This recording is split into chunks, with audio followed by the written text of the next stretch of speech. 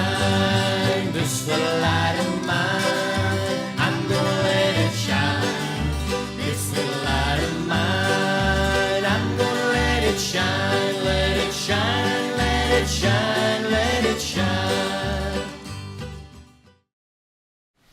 In very short order in St. Matthew, we hear this language of binding and loosing.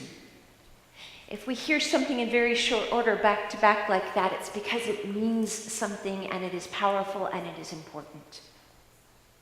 The reality is we live in a world that's really good at binding. We judge and we put people in boxes and compartments and put them on the shelf. Binding really isn't unique. We see it all over. What is unique? What is good news is where there is loosing. We have been loosed by God's grace and God's forgiveness. And as people who have been loosed, we are sent out to loose others. And sometimes we do that by sharing good news. We can do that in kindness. We also do that in service. So at the end of today's service, you will be loosed to go out very intentionally and serve in this community. But this summer, we had a group of people on the loose as well. And so today, we get to invite them back and to hear their story and what it was like to have their experience of sharing their gifts on their servant trip. So I invite the servant group to come on up and take your places.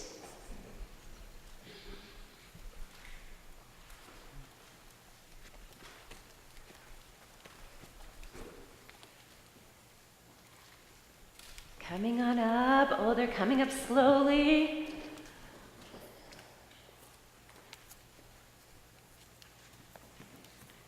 Now, I am curious, is this all of you? Okay, Ethan and Natalie are missing. Okay, so we have Keith, and we have Ava, and Anna, and Emerson, and Amy, and Aiden, and at the very end, we have Amy number 2 down here. So first of all, I'm going to start with just some hands up. For how many of you was this the first time you had done a mission trip or a servant trip? Okay. How many of you was this the second time? And Aiden, what number are you on? 3. And this was by far the biggest group we have sent out. Yes, because normally we've sent out 3 or 4 kids. Okay, so my first job, or my first question for you all is, and this is one I'd like everybody to answer, what jobs did you do while you were gone? And Anna, you have the microphone, so I guess you get to start.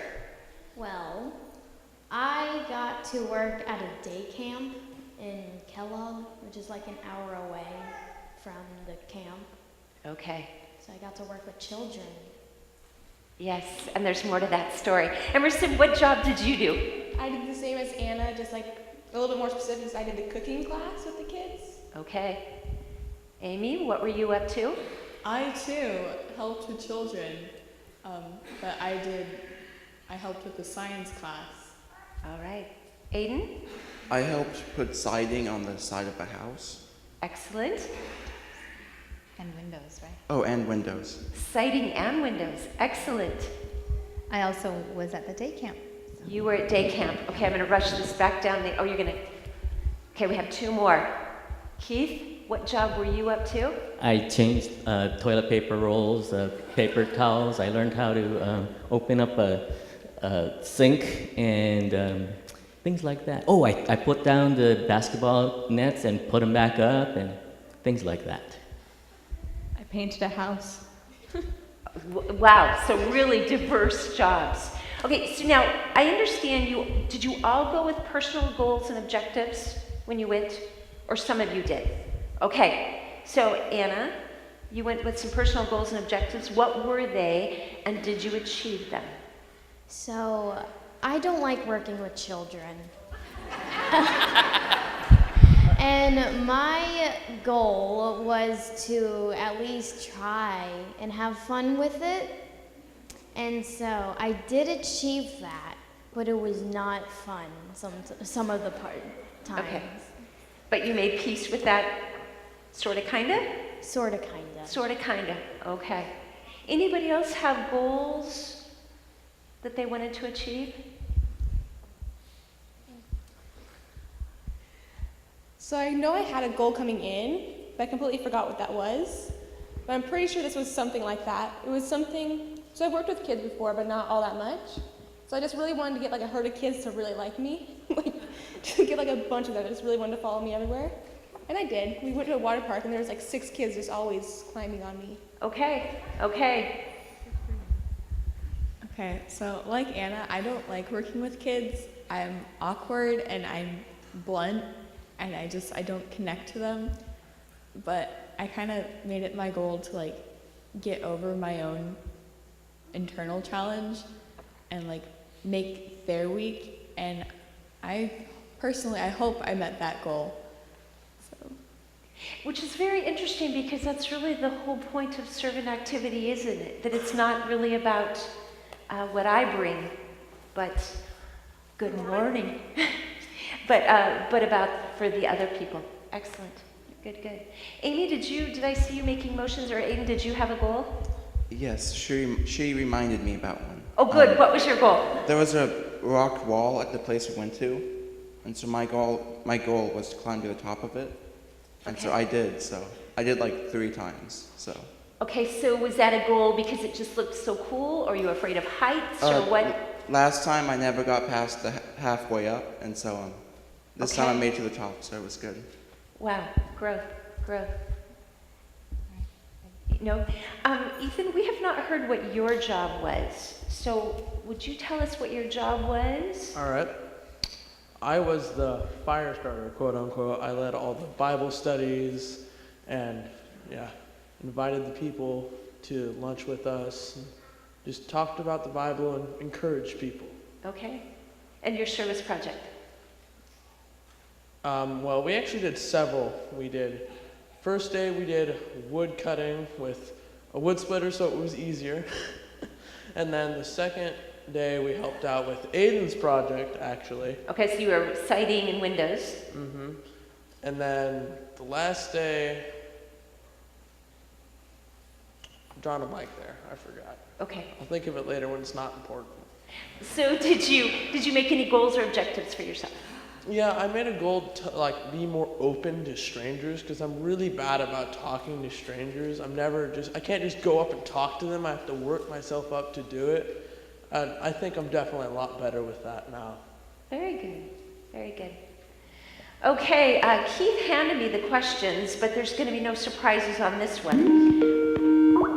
Is she going to join us?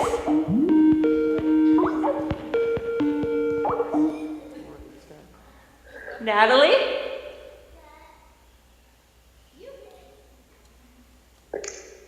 Hello? Technology can be fabulous or not. Hi. Welcome back to Silverton. There we go. Welcome back to Silverton. It's not really working yet. Gotta deal with the lag. Natalie, can you hear us? Thanks. Sorry, the camera was off. So we're just starting and talked about jobs. Such what a was lag. your job? Yep. Are you having to text her the question? Can you hear me? My job, I was on the same group as Ava, and we both painted a house together, so that was pretty cool. Okay. Did you have any goals or objectives for yourself on the trip? For you, Natalie? Yeah. There's a lag.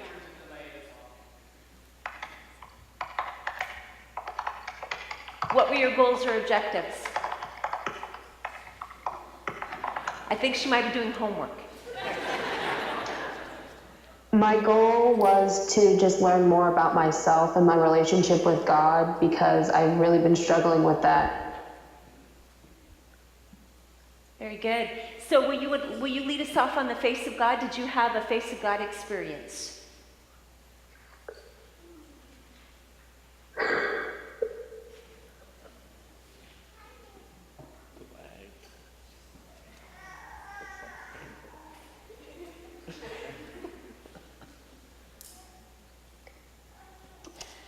Asking. Natalie, did you have a face of God I experience? think my face of God experience was just seeing how big the youth group has grown within the past few years, and just seeing our mission trip group grow from like 4 people to 9 people. That was pretty amazing. And I'm just really happy to see how many youth have joined and who want to serve. Very cool. Thank you. How about everybody else? Face of God experience. Ethan, you've got it in your hand. What was your face of God experience? Well, my face of God experience was probably just seeing the faces of people after we were done with doing what our project was. They were so happy that we were helping them. It was really just happy to see how happy they were that we are doing something for them. Very cool. Very cool. Ava, did you have a face of God experience? Probably. Can you articulate it? Maybe. Like what Ethan said too, and like Natalie too, how happy everybody was when we were in Idaho. Like they actually wanted to be there, like nobody was really forcing them to. And like the girl we were painting the house for, she was like so excited because like we didn't even finish it, and she was like still so happy that we had painted it. She was really looking forward to moving, so. Very good.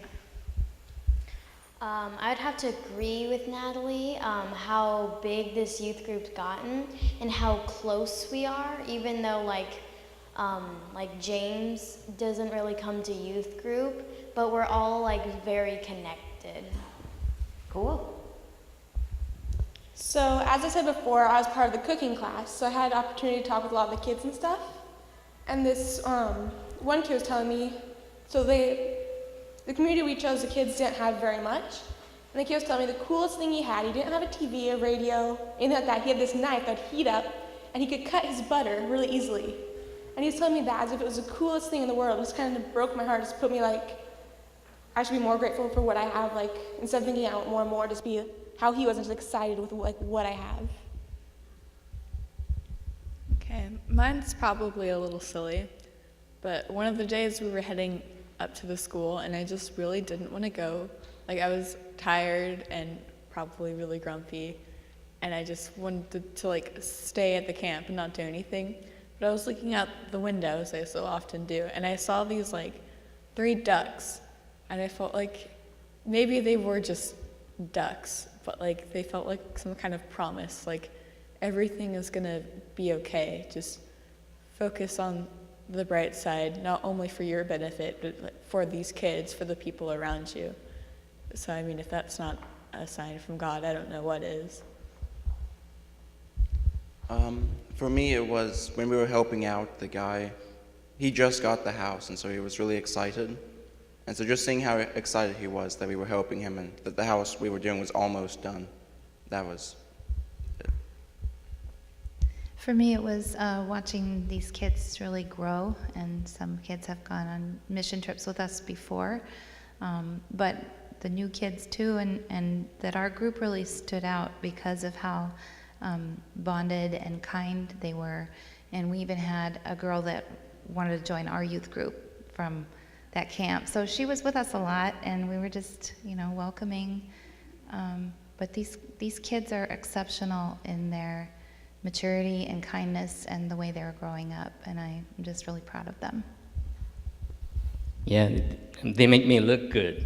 And as weird as they are and as normal as I am, it's amazing I survived. But it's true what Amy said. People at the camp, the adults, they would come to us specifically to tell us about them and what they did. And even after the camp, like we were at Subway, and the girl working there said, "Oh, are you guys from a youth group?" We said, "Yeah." She said, "Wow, they get along really well." And so people notice that, so they can be themselves, but still be connected, like Anna said, and still be a family. So that's really great. But to me, the big thing, Face of God, to me, happened before the camp. We had to obviously get a bigger van because of the group, so we got a 12-passenger van, and I was really good and organized, and I got it all reserved and everything. And we got up there, and the first credit card didn't have enough extra, because I didn't know it had to have extra in there already for them to use it as the card. So then I took out my other card, and it was an old card, and my new card was sitting at home. So here we are stuck, and I'm embarrassed, and Amy and I are there with our van, and it was the night, it was Friday, right? Friday night? Whenever, it was the night before, yeah. And so I didn't really know what to do. Well, this lady at the counter, she said, "Oh, this is a youth group. No, we got to do something." And she did something where basically she put her own liability on it.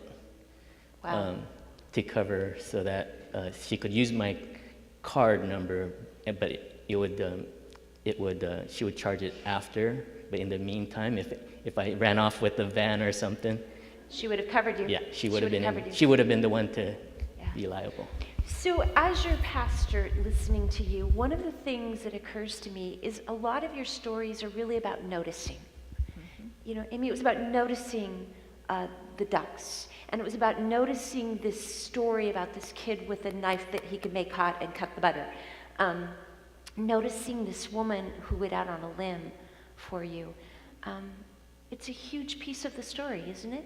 Where does God show up? And looking for God to show up, and then noticing whether it's something fabulous like a great big new house, or the smile on somebody's face, or the other things that you noticed along the way. Okay, I have a couple more questions for you. These are thumbs up, thumbs down questions. You're a big group now. How did the getting along go? Oh, look at that. Now there's a miracle. There's a miracle. Okay, I know you didn't all get your dream job. Was it worth it? Thumbs up or thumbs down?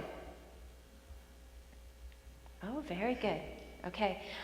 We are now 9 months away from Houston. Who's going to Houston?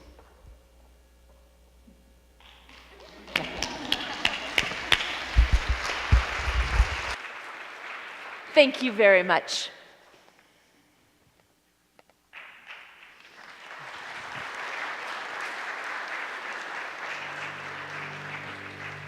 Well, this light of mine, I'm gonna let it shine. This light of mine, I'm gonna let it shine. This light of mine, I'm gonna let it shine. And every day, every day, every day, every day, every day, I let my little light shine. Oh, Jesus gave me light, I'm gonna let it shine.